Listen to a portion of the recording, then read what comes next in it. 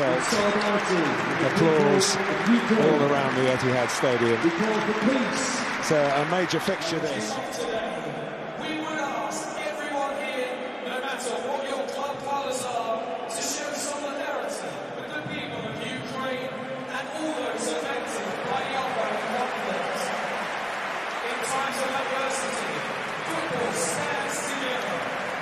So we would ask that you join us for a few moments to let the people of Ukraine hear that they have the full support of the football family. Unity and support.